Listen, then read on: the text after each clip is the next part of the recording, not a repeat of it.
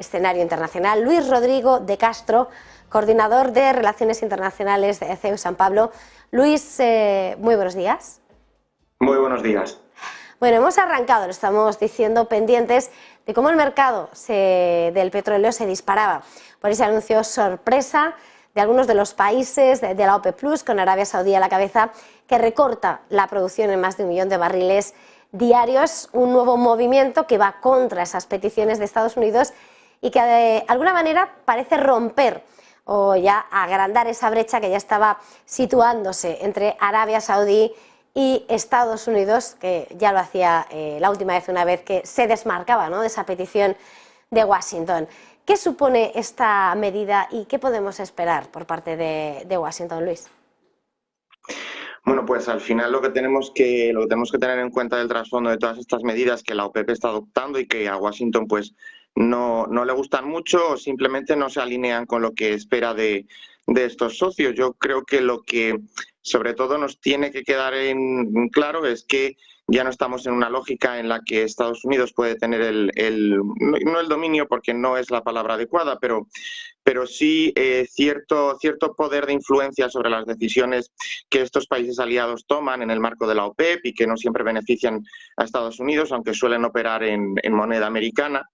El centro se ha trasladado, es decir, estos países, sobre todo los países del Golfo, están encontrando una posición, entre comillas, propia, ¿no?, en la escena internacional, no solo en términos económicos, también en términos diplomáticos, por ejemplo, los acuerdos de Abraham con Israel. Es decir, en los últimos años están implementando y están comenzando un camino no independiente de Washington, porque los países del Golfo son conscientes de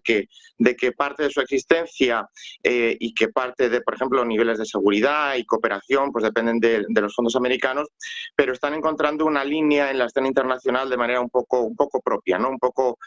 autónoma. Y esto no siempre casa o encaja al 100% con los intereses de Washington. Yo creo que aquí el país que dirige el presidente Biden debe tener esto claro, ¿no? Y es que la economía no siempre encaja con los deseos que coyunturalmente puedan tener en la Casa Blanca, los deseos de los países del Golfo, me refiero, y por tanto yo creo que igual que los países del Golfo en el marco de la OPEP están apostando por una cierta autonomía estratégica en algunos sentidos, Estados Unidos lo que debería hacer para que tampoco dependiera tanto de este tipo de decisiones que pueden impactar de manera en algunos casos considerable en la fluctuación del dólar, en los precios del petróleo. Yo creo que una de las posibilidades de Estados Unidos es ese camino que ha emprendido y que sobre todo empezó ya con la administración Obama, también con la administración Biden, puso en pausa el presidente Trump, pero yo creo que el camino hacia una mayor autonomía energética en el marco de los procesos de transición ecológica que se han impuesto en marcha, tanto en Europa, China también ha empezado a ponerse en marcha hacia la neutralidad de emisiones de carbono, pues yo creo que todo esto al final también va a redundar en que este tipo de conflictos en el marco de algunas organizaciones internacionales, sobre todo las que tienen que ver más con las fuentes de energía fósiles, pues se reduzcan y no sean tan ásperas en algunos casos.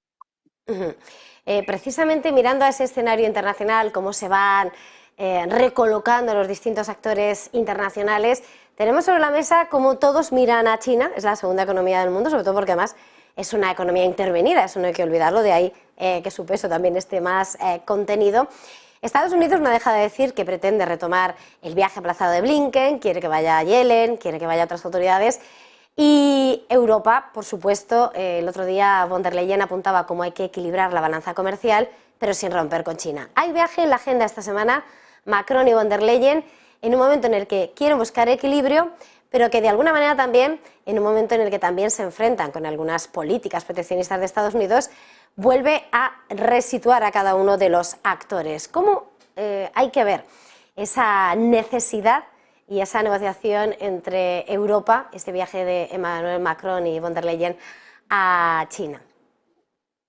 Bueno, viaje de Emmanuel Macron, de la presidenta de la Comisión, de Pedro Sánchez también. No hay que olvidar que en esta línea de los viajes de los líderes europeos hay que encajar y hay que situar la visita del presidente del gobierno español. No hay que olvidar que España el 1 de julio asume la presidencia española de la Unión Europea, técnicamente es del Consejo, desde el 2009 esto ya no es exactamente así, pero bueno, los líderes están viajando a China y yo creo que aquí hay que distinguir dos perspectivas, la óptica económica por un lado y la óptica diplomática por otro. Desde el punto de vista económico, bueno, pues China, sin lugar a dudas, es el gigante asiático, es una potencia que, bueno, yo creo que es que ya no es una potencia emergente, es que China ya ha emergido, ya tiene y está sobresaliendo también, hablaba antes de los países del Golfo y de cómo están realizando cierta labor diplomática. China, desde la reelección del presidente Xi, está emprendiendo una todavía mucho más intensa, lo había hecho antes, pero bueno.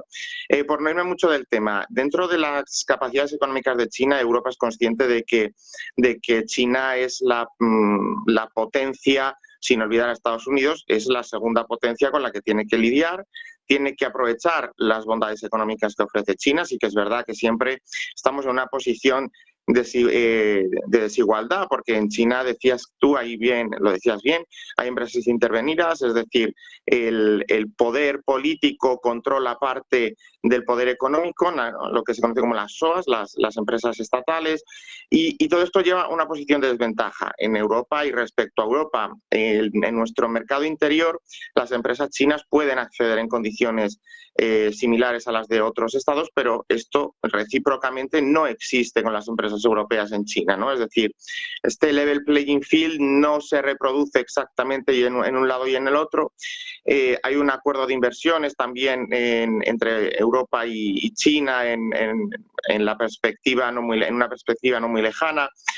Pero bueno, todo esto desde el punto de vista económico hace que obviamente los grandes líderes, también Merkel también lo hacía cuando estaba en la Cancillería, es decir, estos viajes son frecuentes, estos viajes lo que sirven y lo que persiguen es reforzar lazos con China desde lo económico, y en un contexto como la guerra de Ucrania, y aquí enlazo con la segunda perspectiva que anunciaba, la diplomática, China presentó su plan de paz, visitó el presidente Xi Moscú,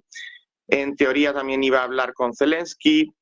Bueno, China también, y aquí hilo con lo que decía antes, ¿no? Este mayor rol, esta mayor influencia que China quiere tener en el ámbito exterior, pues se está reproduciendo en el contexto de la guerra de Ucrania y está creciendo al calor de este conflicto con ese plan de paz. Yo creo que también los presidentes de las instituciones, de los Estados miembros, van a viajar a Pekín, obviamente, para hablar de ese plan de paz, aunque en un primer momento pues algunos lo hayan podido incluso menospreciar o rechazar, pero bueno, es un plan de paz, y cuando alguien tiene voluntad de poner paz en un conflicto, desde mi punto de vista, pues hay que profundizar en él para ver si es una posible solución a la agresión rusa a Ucrania. Por tanto, desde estas dos perspectivas, desde estos dos puntos de vista, yo creo que es desde donde tenemos que entender los viajes de los grandes líderes y de los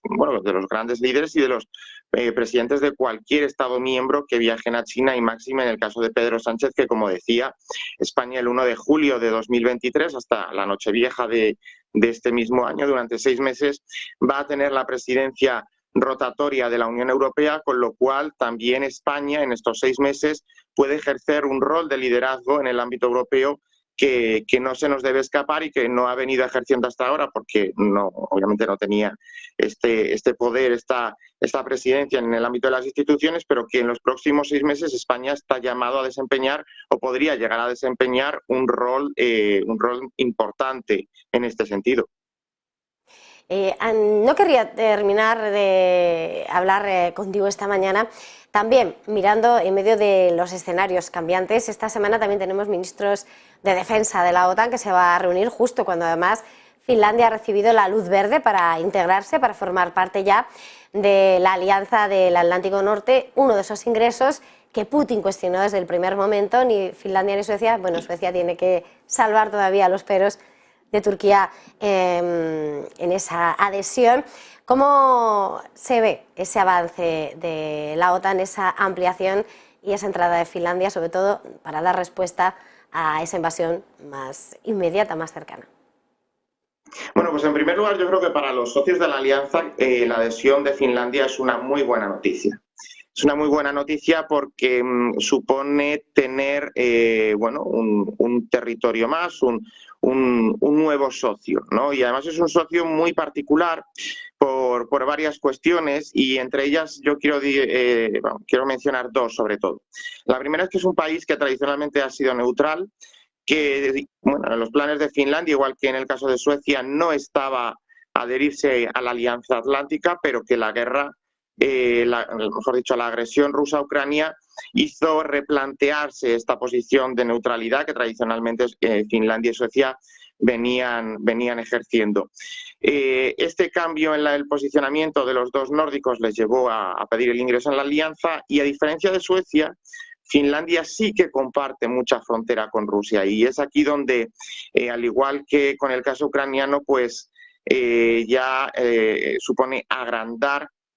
la zona de contacto entre la OTAN y Rusia. A día de hoy se limitaba a algunas áreas concretas, por ejemplo también en el enclave de Kaliningrado con Polonia, pero esto va a suponer que Rusia y la OTAN, la Alianza Atlántica, compartan frontera, y con una frontera mucho mayor, una zona mucho más ampliada. Pero es una zona ampliada precisamente por la longitud que tiene la frontera finlandesa con Rusia, que bueno, pues no es para nada desdeñable. Por otro lado, desde otra óptica, bueno, pues Finlandia se une a la OTAN, pero es que la OTAN a día de hoy tiene un papel activo en la guerra, pero no es parte de la guerra, es decir, no ha entrado como parte beligerante, con lo cual, en este sentido, yo no creo que cambie mucho la posición o la política exterior de Ucrania de Finlandia hacia Ucrania, más allá de lo que lo puede haber estado haciendo hasta ahora. Precisamente porque en el marco de la OTAN, lo hemos visto, son los bálticos y sobre todo Polonia, que lo decías tú hace unos instantes, quien está ejerciendo un rol de mayor liderazgo en el ámbito de la alianza, no solo porque es un país que yo creo que tiene la legitimidad para hacerlo, precisamente porque es el Estado que más refugiados ucranianos ha acogido, según las cifras oficiales, unos 8 o 9 millones, aunque son las cifras oficiales, extraoficiales habrá algunos más. Y en cuanto a la posición finlandesa, bueno, pues obviamente Erdogan le ha dado luz verde, no cabía esperar que fuera de otra manera, porque Finlandia y Turquía no tenían problemas. La candidatura de Finlandia venía sufriendo ese veto de Turquía, pero no por algo directo, por una desconfianza o por cualquier conflicto que Ankara pudiera tener con Helsinki, sino porque lo había planteado de manera conjunta. Es decir, era Suecia la que lastraba la candidatura finlandesa, con lo cual aquí tanto Suecia como Finlandia querían ir de la mano por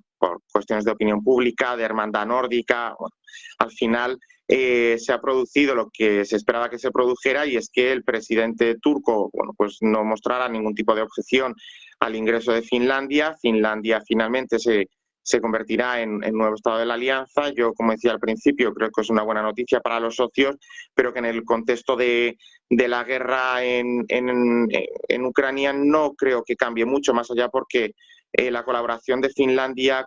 en el ámbito de la Unión Europea ya se ha venido produciendo, y no se va a producir un hecho revolucionario desde el punto de vista interno finlandés que lleve a que su posición como país sea algo radicalmente contrario o diferente a lo que ha venido siendo hasta ahora. Pues muchísimas gracias, ha sido un verdadero placer este tiempo de análisis. Luis Rodrigo de Castro, coordinador de Relaciones Internacionales de